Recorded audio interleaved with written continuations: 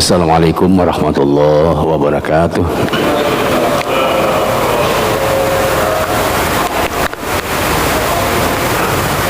Bismillah walhamdulillah wassalatu wassalamu ala rasulillah Sayyidina Muhammad ibn Abdullah wa ala alihi wa sahbihi wa mawalah, amma ba'du. Rabbi shrah li sadri wa yassir li amri wa hlul 'uqdatam min lisani yafqahu qawli waj'alni waziran min ahli. Allahumma alhimna ilman nabqahu bihi awamiraka wa nawahiyaka warzuqna fahman na'lamu bihi kaifa nunajika ya arhamar rahimin. Allahumma rizukna fahman nabiyyin wa hifdhan mursalin wa ilhamal malaikatil muqarrabin. Allahumma akrimna binuril ilmi wa akhrijna min dhulumatil wahmi wa abtahna abwaaba rahmatika wa ansur alaina hikmatika ya arhamar rahimin. Walhamdulillahi rabbil alamin. Kita lanjutkan tafsir Maudhu'i Biddirayah. Insyaallah akan kita membahas surat Al-Ahzab ayat 57. Silahkan dibuka. Surat Al-Ahzab ayat 57. Judulnya Akibat menyakiti Allah, menyakiti Rasul, dan menyakiti umat Islam, termasuk muslim-muslimat. Ini akibatnya apa itu orang yang suka menyakiti Allah, Rasul, dan kaum muslimin itu.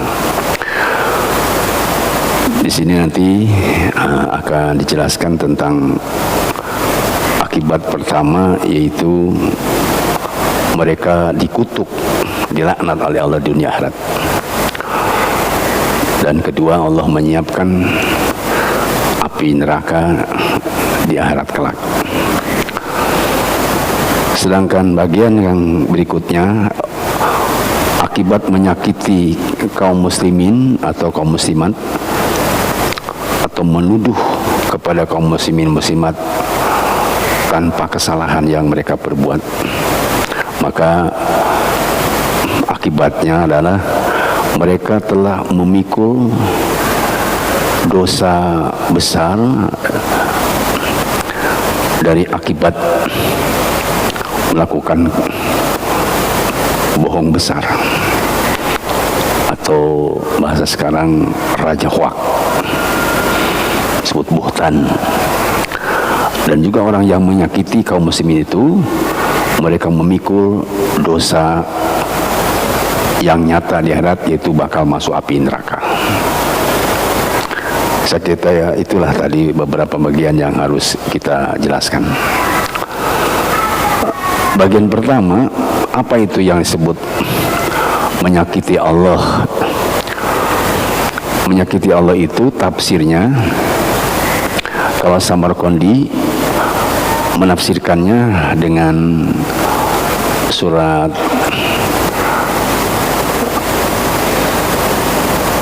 Al-Maidah ayat 64. Allah jadi sakit itu karena orang Yahudi mengatakan yadullahi maglulah, tangan Allah terbelenggu, wala gulat aidihim, sesungguhnya tangan-tangan orang Yahudi itulah yang terbelenggu.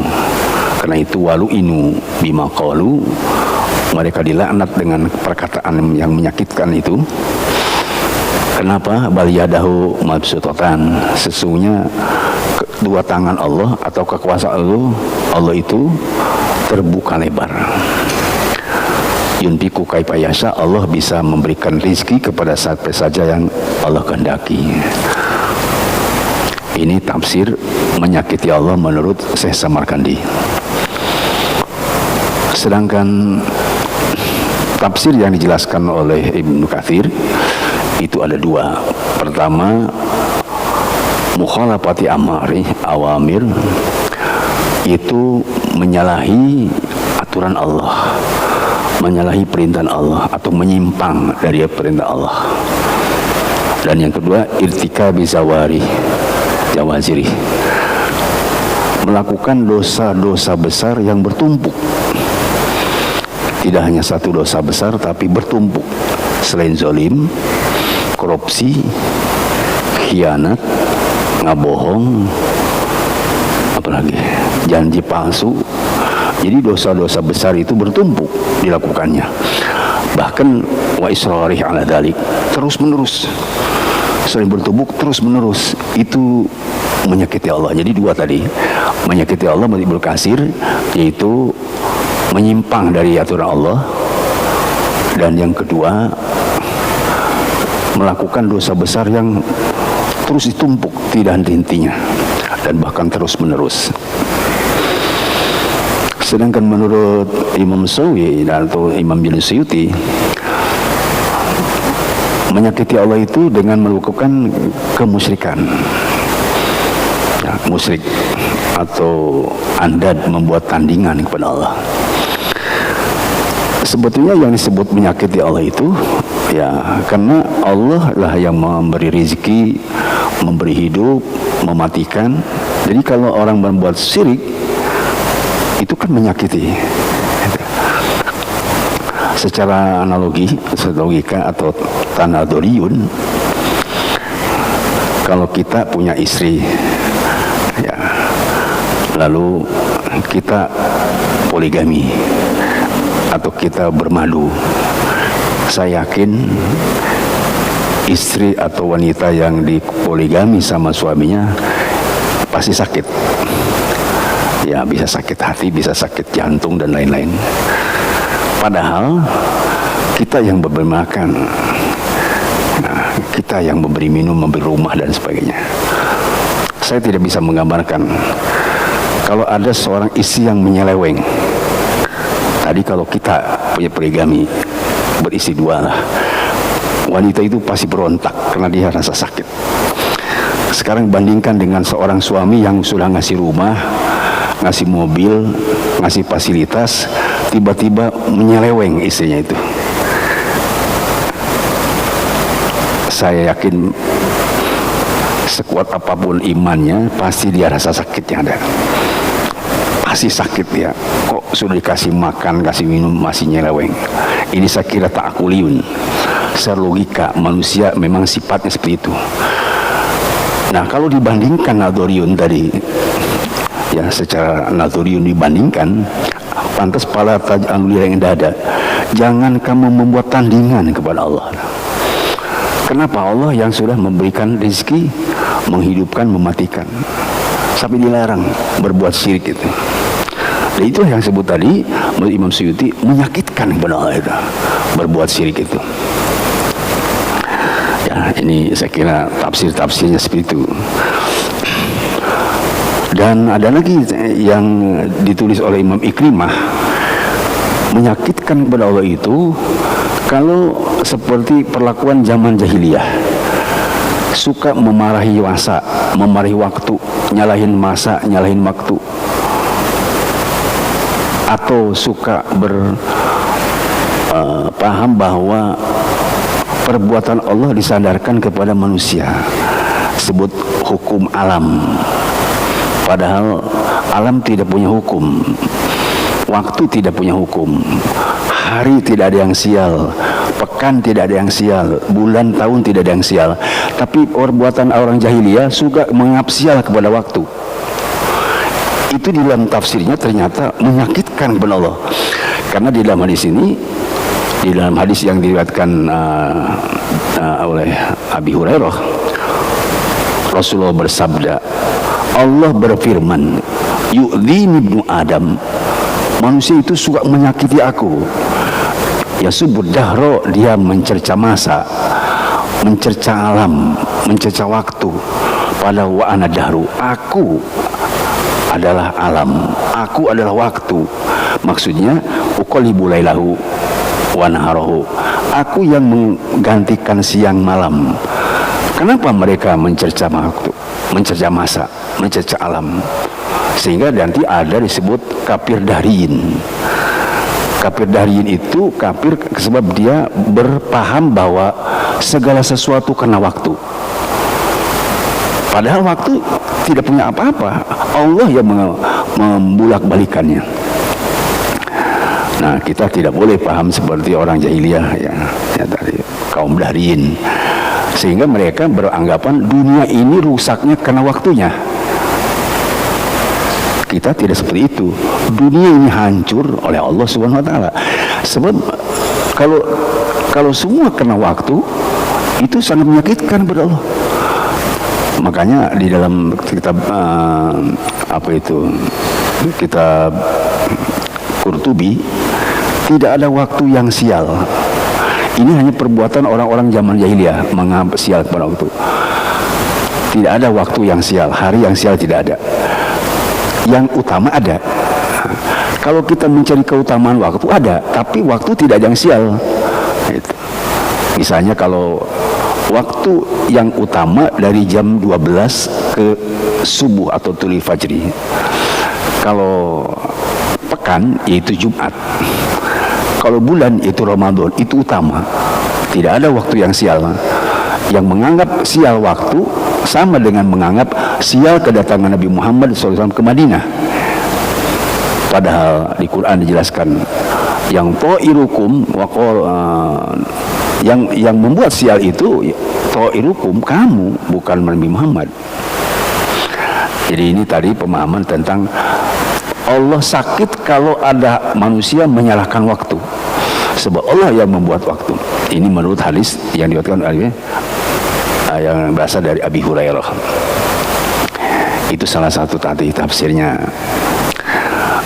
Ya, kemudian apa yang menjadikan sebab Nabi Muhammad sakit atau tapi menyakiti Rasul? Ini memang juga banyak hadis-hadis yang menjelaskan tentang Nabi Muhammad menjadi sakit itu. Di antaranya di Quran misalnya innakal majnun, Muhammad engkau gila. Padahal Rasul tidak gila. Innakal sahir, kau adalah tukang sahir. Syair. Innakal sahir, engkau adalah tukang sihir. Jadi tuduhan-tuduhan kepada Muhammad yang membuat sakit itu yang tidak sesuai dengan faktanya. Nabi Muhammad tidak gila, tidak tukang syair, tidak tukang sihir, tetapi membawa wahyu. Ada lagi para ulama ahli tafsir bahwa Nabi Muhammad sakit itu karena dituduh nikah kepada Sofiyah binti Hai dan bin Akhtab. Itu adalah keinginan Nabi Muhammad, padahal itu wahyu. Nabi Muhammad tidak melakukan apapun kecuali wahyu, baik nikah kepada Hafsah, Zainab, nikah kepada Aisyah, itu semua wahyu. Sehingga masyarakat yang menyalahkan kepada Nabi nikah kepada Siti Sofia itu menyakitkan kepada Rasulullah. Ini bagian dari tadi penafsiran tentang innal ladzina yu'minuna wa rasulahu. Ada lagi yang disebutkan oleh hadis Nabi tentang Rasul menjadi sakit kalau menyakiti waliullah. Sebab menurut para ahli tafsir seperti yang di dalam tafsir Baidawi atau tafsir Bagawi, justru innal ladzina yu'minuna Allah itu ada yang dibuang, ada mudhof yang dibuang. Innal ladzina yu'duna auliya Allahi. Sesungguhnya orang yang menyakiti waliullah. Dan yang tafsir lain, menyakiti Allah itu juga orang yang menyakiti ulama Allah, ulama lurus. Ini tafsir juga. Innal ladzina yu'duna Allah ay innal ladzina yu'duna ulama illah. Itu ahli tafsir begitu. Sama dengan kalau dia menyakiti waliullah. Dan juga dalam hadis disebutkan sama dengan orang menyakiti sahabat Rasul. Itu sama dengan menyakiti Rasul. Sebab di dalam hadis itu Allah fi ashabi. Ketika Rasul banyak dicerca, banyak dihina, banyak disakiti, sampai Rasul sampaikan Allah fi ashabi. Allah semoga menjauhkan fitnah kepada sahabat-sahabatku. La tatahidun gharadan ba'di. Sabda Nabi, jangan kamu mempermainkan sahabatku. Paman ahabbahum fabihubbihum. Barang siapa orang yang mencintai sahabatku, maka dengan kecintaan aku mencintai kepada orang yang cinta sahabat. Wa man abghadahum fabihubbihim. Barang siapa yang membenci, marah dan menyakiti sahabatku, maka dengan marahku, aku bisa marah kepada orang yang memarahi sahabat. Wa man adahum faqad adhani. Barang siapa orang yang menyakiti sahabat itu sama dengan menyakiti aku. Wa man adhani faqad adana, faqad adallah. Barang siapa yang menyakiti aku sama dengan menyakiti Allah. Wa man adallah yusiku ayyakhudah. Barang siapa orang yang menyakiti Allah pasti diazab Allah. Ini kaitan dengan apa? Dengan kaum musyrikin, kaum munafikin, dan akhirnya disebut oleh Ibnu Katsir itu kaum Rafidah atau Rawafid, para Syiah yang punya imam 12 itu menyakiti sahabat Rasul. Siapa yang sakiti? Abu Bakar yang sudah disebut Al-Quran itu mafil gor. Ingatlah ketika Rasul dan Abu Bakar ada di Gua Hira, disakiti itu oleh Syiah. Makanya Syiah laknatullah, karena ayatnya la'anullah fid dunya wal akhirah. Orang yang menyakiti Allah dan menyakiti Rasul, termasuk menyakiti waliullah, menyakiti sahabat, menyakiti ulama, dikutuk oleh Allah. Siapa saja yang menyakiti Rasul, laknatullah. Nah, dulu kan sebenarnya menyakiti Rasul itu dalam tafsir asalnya fi musawirin. Ada yang menggambar atau membuat karikatur Nabi atau lukisan Nabi persis seperti apa yang terjadi pada diri Nabi. Turun ayat ini, tidak boleh kamu menyakiti Nabi, menyakiti Rasul dengan sebab dibuat lukisannya. Ibnu Katsir begitu. Apalagi dibuat karikatur yang memang tidak sesuai dengan sifat dan gerak jasad tubuh Rasulullah. Itu sangat menyakiti Rasulullah. Laknatullah. Orang yang mengikuti Rasul dengan tadi membuat gambar atau membuat karikatur atau melukis, itu menyakiti Rasul. Sama dengan tadi menyakiti sahabat, menyakiti ulama, menyakiti waliullah. Makanya Bapak jangan ragu tentang Syiah laknatullah, dan Syiah itu sebut kafir. Kenapa? Dia beda dengan kita, nabinya beda dengan kita. Dia Mirza Ghulam Ahmad, Ka'bahnya beda dengan kita, syahadatnya apa, rukun Islamnya beda, rukun imannya beda, sholatnya beda. Sholatnya beda tidak 5 kali. Makanya ketika ada orang berbicara tentang toleransi kepada ajaran Syiah, itu sebenarnya sudah bertentangan dengan orang yang mengatakan harus toleransi kepada Syiah, sama dengan menyakiti Allah dan Rasul. Tidak ada toleransi, sebab itu mereka sudah menyakiti kita. Kalau dia mengatakan bukan muslim, ya tidak apa-apa, ya memang beda dengan kita. Tapi kalau dia mengaku sebagai muslim tetapi menyakiti sahabat yang dijamin oleh Allah, coba Bapak baca surat At-Taubah. Baca surat At-Taubah itu di ayat 100, gampang apanya Pak? Surat Taubah ayat 100 itu dijelaskan itu as-sabiqunal awwalun minal muhajirin wal ansor. Coba ya, kalau saya lihat itu diridhoi sahabat itu oleh Allah. Was-sabiqunal awwalun minal muhajirin wal ansor. Sahabat-sahabat zaman dulu yaitu muhajirin dan ansor, ya tentu muhajirin ansor itu kan banyak Pak, ya, termasuk Abu Bakar Siddiq, Abu Bakar, Umar, Utsman, Ali, itu termasuk itu. Wattaba'uhum bi ihsan, dan orang yang mengikuti kepada sahabat, ya. Jadi ini sebenarnya ajaran sunnah di situ, yang mengikuti pada ajaran sahabat. Radhiyallahu anhum, Allah ridho kepada para sahabat dan orang yang mengikuti sahabat. Waradu anhu, kenapa? Karena para sahabat, orang pengikut sahabat sudah ridho kepada aturan Allah, sehingga pahalanya wa'adalahum jannatin tajri min tahtiha al-anhar. Sahabat Muhajir Ansor dan pengikutnya yang mencintai sahabat dan Ansor itu akan diberi pahala surga. Tetapi sebaliknya, yang mencercil sahabat, yang menyakiti sahabat, laknatullah. Saya dapat WA dari beberapa teman ketika ditanya, ada seorang cendekiawan muslim di Bandung meninggal, saya kaget juga. Kalau disebut cendekiawan muslim, berarti yang meninggal itu masih muslim. Saya bilang, apa enggak salah itu pakai cendekiawan muslim? Dan beberapa teman bertanya juga, apa boleh mendoakan? Saya bilang, akidahnya kan berbeda, pahamnya berbeda dengan kita. Saya tidak boleh, tidak katakan boleh atau tidak. Tapi saya kira ini persoalan yang memang harus kita sikapi, ya. Jadi surat Al-Ahzab ayat 57 ini menjelaskan tentang kaitan dengan Syiah tadi. Jadi Syiah lanatullah, karena memang Syiah sudah cerca maki sahabat Abu Bakar, Umar dan Utsman, yang ada hanya Ali. Baik, kita lanjut lagi. Ayat yang berikutnya, walladzina yu'dunal mu'minina wal mu'minat. Siapa yang menyakiti umat Islam, mukmin, mukminat, muslimin, muslimat? Ya, ini sama tadi, ya.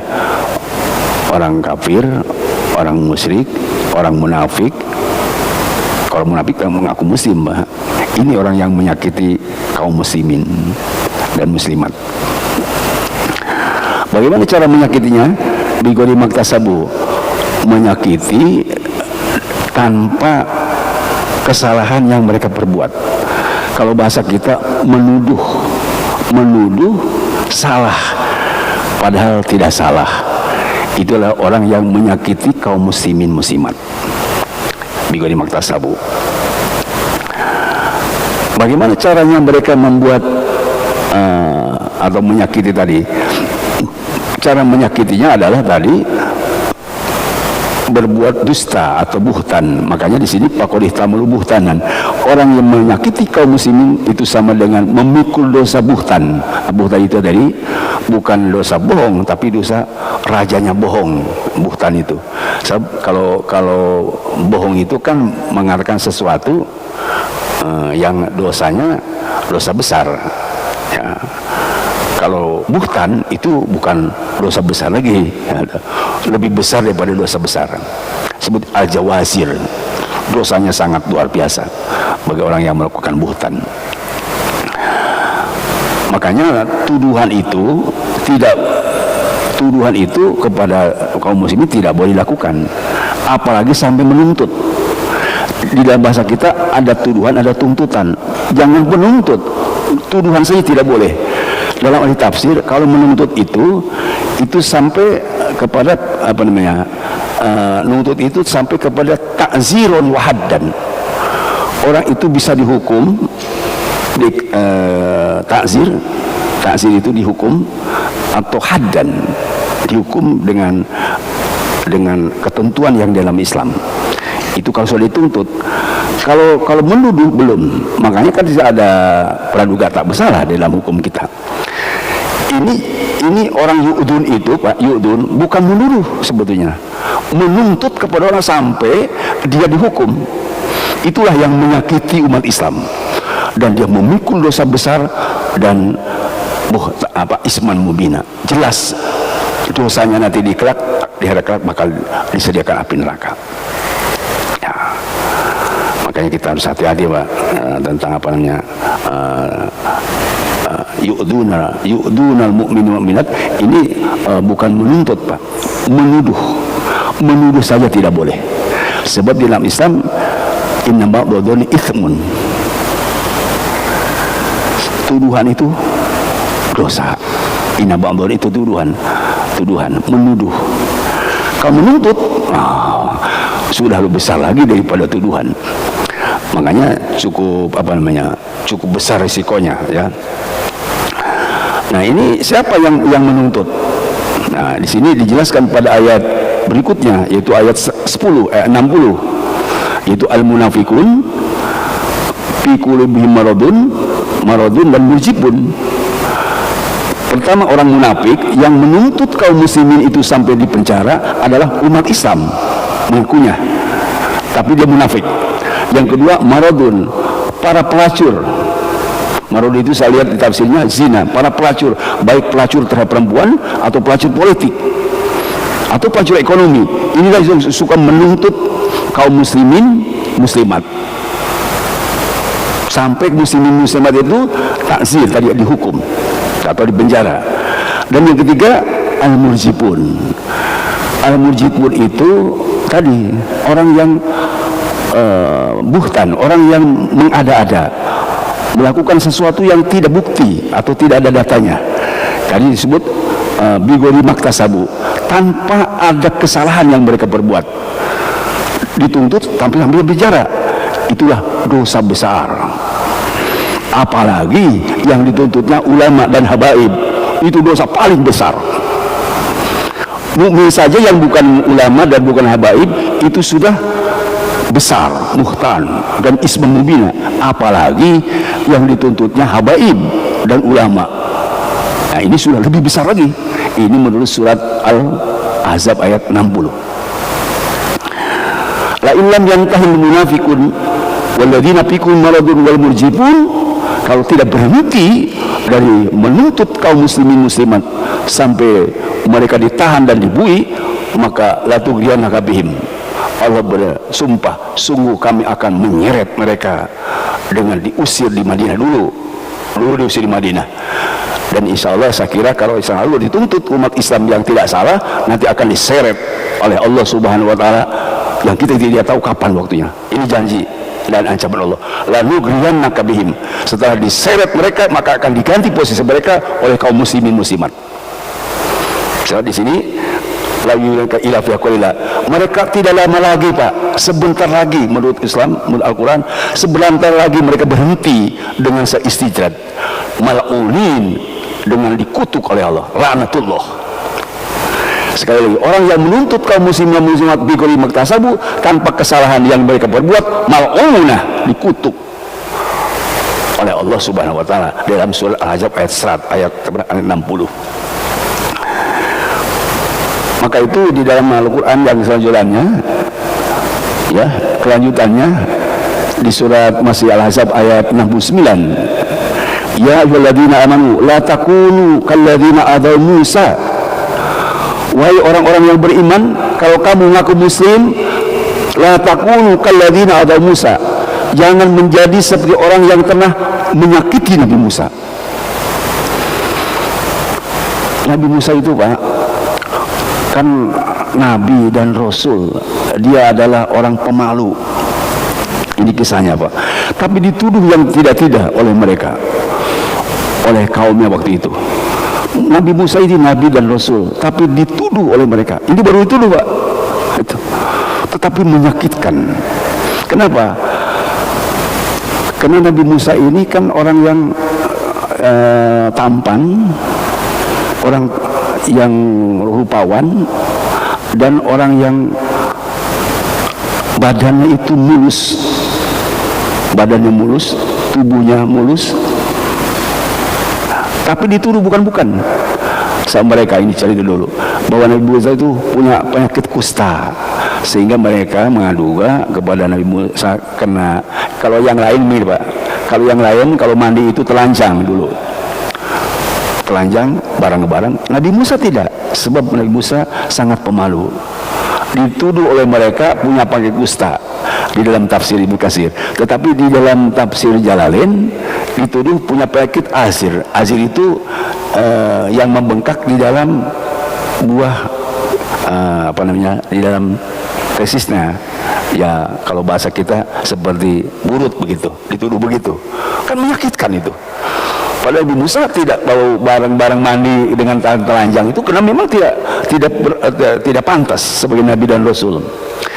Tetapi di dalam sejarahnya, di satu saat Nabi Musa sedang tidak ada orang, kemudian mandi sendiri, kemudian dilepas bajunya dan disimpan di batu.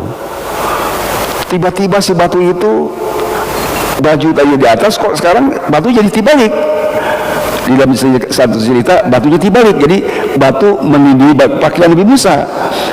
Pas Nabi Musa selesai mandi, ini batu kan menindih baju Nabi Musa, sehingga tongkatnya Nabi Musa mencongkel batu itu dan sampai dipukul-pukul batu itu oleh Nabi Musa. Nah, ketika saat itulah kelihatan tubuh Nabi Musa bersihnya, indahnya oleh mereka apa yang dituduhkan. Tidak ada, makanya disebut Al-Quran tabarra'allahu mimma qalu. Allah membebaskan dari tuduhan kaum pada saat itu terhadap Nabi Musa. Wa kana indallahi wajha, sebab Nabi Musa memang orang yang terhormat, orang yang wajah itu orang yang tampan, tidak seperti apa yang dituduhkan oleh mereka. Ini saya kira harus ada bahasan khusus, tapi yang jelas kita tidak boleh menyakiti kepada Nabi dan Rasul seperti menyakitinya kaum Nabi Musa kepada Nabi Musa. Nah, itulah salah satu aspek syariat yang dilanjutkan oleh Kangjeng Rasulullah. Tidak boleh menyakiti ulama, sebab al ulama warasatul anbiya. Ulama itu pewaris Nabi. Kalau Nabi Musa tidak boleh sakiti, ulama itu tidak boleh sakiti. Begitu Pak. Ya. Ini kaitan dengan masalah kita yang sekarang ini mungkin harus waspada terhadap kejadian-kejadian yang di luar dugaan terhadap kaum muslimin, sehingga seolah-olah kita ini orang yang tidak berguna bagi mereka, padahal kita sangat berguna. Di ayat berikutnya tentang kaitan dengan ayat ini juga, apa siksaannya tadi itu? Ada bamuhina satu, apa saja buhtanan itu buhtanan isma mubina. Apa itu isma mubina? Mereka yang menyakiti Nabi, menyakiti Rasul, menyakiti ulama, menyakiti wali, menyakiti sahabat, itu isman mubina, memikul dosa yang jelas. Sebab pada ayat berikutnya, di ayat 67 dijelaskan begini Pak, yang mutuqalabu wujuhum finnar, ingatlah pada suatu hari nanti muka manusia akan dibalikkan di neraka itu. Yaquluna ya laitana ata'na Allah wa ata'na Rasul. Kenapa kami dulu mencerca Nabi, mencerca sahabat, mencerca ulama? Kenapa dulu kami tidak taat ulama, tidak taat sahabat, tidak taat Rasul, tidak mentaati aturan Allah? Ini laita, ini kalimat penyesalan Pak. Laita ata'na Allah wa ata'na Rasul. Kenapa kami tidak taat kepada Allah dan tidak taat kepada Rasul, tidak taat kepada ulama, tidak taat kepada sahabat, tidak taat kepada para waliullah? Wa qalu rabbana inna ata'na sadatan wa kubara'ana. Di neraka orang-orang yang suka mencerca Nabi, mencerca sahabat, mencerca ulama akan mengatakan rabbana inna ata'na sadatana wa kubara'ana. Ya Rabb, di dunia ini kami hanya mentaati sadatana. Sadatana ditafsirkan umaro. Kami hanya mengikuti penguasa, wa kubara'ana, dan ulama-ulama penjilat. Kenapa disebut ulama penjilat kubara'ana? Bapak lihat di dalam tafsir Bayuri. Kubara'ana itu Pak, karena dia kesombongan ilmunya sehingga tidak menjadi khosyah. Karena kesombongan ilmunya jadi kesombongan, ilmunya untuk menjadi dunia tidak jadi khosyah, sehingga dia seolah-olah istikbar. Maka disebut kubara'ana. Kami hanya mengikuti sadatana, penguasa zalim dan ulama-ulama penjilat. Fa'adalluna sabila. Ya Rabb, mereka itu telah menyesatkan kami di jalan yang lurus. Penguasa yang zalim itu ya memang dia dosa, tetapi kenapa mereka harus ngajak kami berbuat zalim? Ulama yang menjadi penjilat itu sudah dosa. Kenapa mereka mengajak kami supaya ikut kepada pendapatnya, padahal mereka itu sudah penjilat? Sehingga yang di neraka itu mengatakan Rabbana atihim di'fain minal adab. Ya Rabb, itu penguasa yang jahat, yang zalim, dan ulama-ulama penjilat yang suka mengajak kami, berikanlah siksa 2 kali lipat. Satu, siksa kena zalimnya, kedua, siksa menzoliminya. Sebab kalau zalim saja Pak, tidak menzolimi, itu tidak apa-apa. Kalau sesat saja dia ulama tidak menyesatkan, tidak apa-apa. Selain sesat, menyesatkan. Karena itu orang yang di neraka tadi yang ikut penguasa sesat, penguasa jahat, dan ulama penjilat akan minta kepada Allah, minta supaya ulama yang penista itu Gitu. Ulama yang tadi penjilat itu supaya dilipatkan siksaannya, satu siksaan kena dia sesatnya, kedua siksaan kena menyesatkannya, satu siksaan kena zolimnya, kena siksaan kedua siksaan kena menzoliminya. Wal anhum la'nan kabiro, ya Allah laknat mereka dengan laknatan yang besar. Itu satu tafsir, kutuk mereka dengan kutuk yang besar. Tapi saya tafsir lain, laknan kafiro, ini di Qur'an Sab'ah. Ya Rabb, kutuk mereka dengan kutukan yang banyak, bertumpuk-tumpuk di akhirat siksanya itu. Kenapa? Karena mereka mengajak sesat kepada kita. Ya, ini kaitan dengan tadi laknan kabiro. Ya, laknan itu bukan besar, tapi kafiro. Bolehkah dibaca kasiro? Boleh. Itu berdasarkan hadis Nabi. Ya, kabiro kasiro itu sama Pak. Rasul pernah ditanya oleh Abu Bakar, ya Rasulullah, doa apakah yang paling baik ketika aku baca dalam sholat dan cukup untuk tidak berdoa lagi? Rasul menjawab, doa yang paling baik di dalam sholat dan kamu cukup meskipun tidak berdoa lagi, Allahumma inni dzolamtu nafsi dzulman katsira fa innahu la yaghfiru dzunuba illa anta faghfirli maghfiratan min indik warhamni innaka ghafurur rahim. Itu hadis Nabi yang ditanya oleh Abu Bakar, doa apa ya Rasulullah? Doa yang paling hebat di dalam sholat. Ternyata ada, inni dzolamtu nafsi dzulman katsira, ya Rabb, aku sudah mendolimi diriku sendiri dengan dolim yang banyak, tidak ada yang bisa mengampuni dosaku kecuali Engkau. Faghfirli maghfiratan min indik, ya Allah ampunilah aku keampunan darimu, warhamni wa min indik, dan faghfirli, ampunilah aku, innaka antal ghafurur rahim, kau maha pengampun lagi maha penyayang. Ya, ini alasannya tadi kenapa kabiro dibahasa di katsiro, sebab ada hadis bahwa kita minta kepada Allah karena kita sudah banyak berbuat zalim, sehingga minta ampun kepada Allah dan minta dirahmat Allah. Itu doa waktu sholat yang paling utama. Silahkan nanti Bapak kalau mau baca, tapi kalau lupa nanti saya akan share di grup doa ini. Kalau beli buka saya tentang pedoman sholat sih ada di situ. Baik, begitu Pak ya. Sekali lagi, akibat orang menyakiti Allah, menyakiti Rasul, itu dikutuk dunia akhirat dan disiapkan azab yang hina. Sama ketika orang menuduh atau sampai tadi menuntut, jangan pun menuntut, tadi menuduh saja sudah memikul dosa besar dan akan mendapatkan siksa tadi 2 kali lipat di neraka. Yang terakhir, mudah-mudahan kita dalam pengajian bab ini tidak sampai kufur kita dengan sebab apa? Menuduh kepada para ulama. Sebab ada hadis Nabi, sab'ul mubiqat, ada 7 perbuatan manusia yang bisa merusak iman, copot imannya. 1, asyirku billah, musyrik pada Allah. 2, as-sihru, melakukan sihir. 3, qatlun nafsi bighairi haqqin, membunuh orang tanpa alasan. Dan yang keempat, makan harta yatim. 5, makan riba. 6, al-firu an-zahabi, lari dari medan perang. Dan yang 7, yang mencopotkan iman, qazful muhsanat, nuduh kepada orang yang baik jadi salah sehingga dia dibui, nuduh kepada ulama salah sampai dia ditahan, dan nuduh kepada wanita yang soleh sampai dia dirancam. Itu adalah copot iman yang menuduh itu, apalagi sampai menuntut.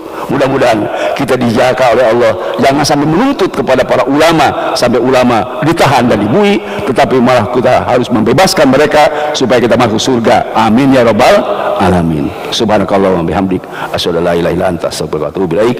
Sallallahu alaihi wa sallam Muhammadin walhamdulillahirabbil alamin. Assalamualaikum warahmatullahi wabarakatuh.